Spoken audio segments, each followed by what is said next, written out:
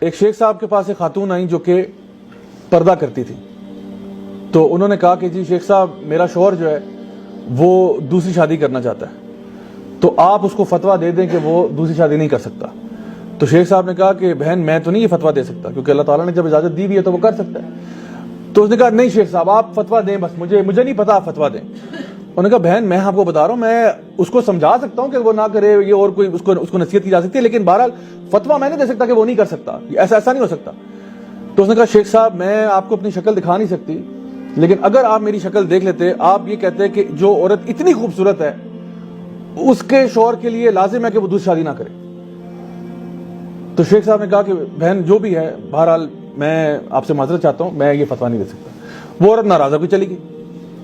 اب شیخ صاحب کہتے ہیں کہ وہ عورت جو ہے نا مجھے توحید سکھا کے چلی گئی. توحید کیسے؟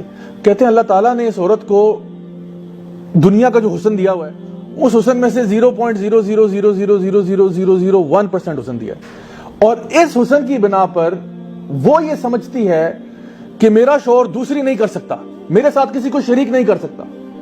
تو اللہ تعالیٰ جو تمام حسن کا مالک ہے وہ کیسے برداشت کرے کہ اس کے ساتھ کسی کو شریک کیا جا رہا ہے؟ اب ایک سوال پیدا ہوتا ہے کہ آخر اللہ تعالیٰ سے محبت کیوں کی جائے؟ چلیں اللہ سے محبت تو بعد میں ہم سوچتے ہیں, کسی بندے سے بھی محبت کیوں کی جاتی ہے دنیا میں؟ اب یہ محبت کا فلسفہ سنا رہا ہوں آپ کو. آپ جو بھی کوالٹی سوچ سکتے ہیں نا کسی بندے سے محبت کرنے کی, جان لیں کہ اللہ تعالیٰ میں وہ زیادہ ہے. اگر آپ کسی سے محبت اس لیے کرتے ہیں کہ وہ خوبصورت ہے تو ان اللہ جمیل و یحب الجمال, اللہ تعالیٰ خوبصورت ہے اور خوبصورت چیزوں کو پسند کرتا ہے, بلکہ اللہ تعالیٰ تو خوبصورتی کا پیدا کرنے والا ہے. اللہ سبحانہ وتعالیٰ المصور ہے, یعنی دنیا میں جو خوبصورتی اور رنگ بکھیرے ہیں اللہ نے بکھیرے, پوری کائنات میں جو رنگ بکھیرے ہیں اللہ نے بکھیرے, اور اللہ خود خوبصورت ہے. اور آپ کو پتہ ہے کہ جنت میں جب لوگ جائیں گے نا تو وہ اللہ تعالیٰ کا دیدار کریں گے, اور پھر اس دیدار کے بعد اس سے زیادہ کوئی چیز بھی ان کو محبوب نہیں ہوگی کہ انہوں نے اپنے رب کو دیکھ لیا. اور جب وہ اپنے رب کو دیکھیں گے وہ اور خوبصورت ہو جائیں گے, وہ بھی اور ان کے گھر والے بھی. تو اگر آپ کسی سے اس لیے محبت کرتے ہیں کہ وہ خوبصورت ہے تو اللہ سے زیادہ خوبصورت تو نہیں. اللہ تو خوبصورتی کا پیدا کرنے والا ہے, اور جس سے آپ محبت کرتے ہیں خوبصورتی کی وجہ سے, اس کی خوبصورتی کہاں سے آئی ہے؟ بازار سے لی ہے اس نے, وہ اللہ کی طرف سے آئی ہے. تو سوچے پھر اللہ خود کیسا ہوگا. اگر آپ کسی سے محبت اس لیے کرتے ہیں کہ بڑا کوئی نرم دل ہے, تو اللہ تو الرحمن ہے, الرحیم ہے, الغفور ہے, الغفار ہے, سب سے زیادہ رحم کرنے والا اللہ ہے.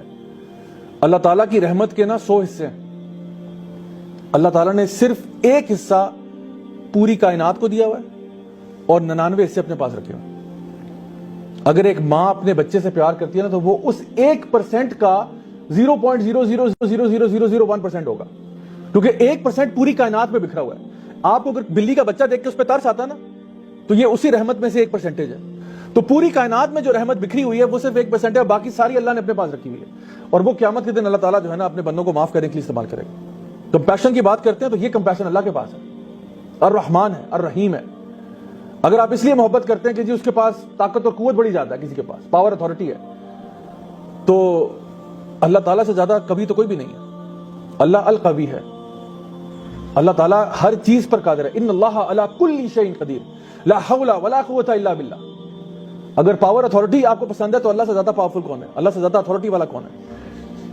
اور اگر اس لیے کسی سے محبت کرتے ہیں کہ کسی کے پاس مال زیادہ ہے, تو دنیا اور زمین و آسمان کے تمام خزانے تو اللہ کے پاس ہیں.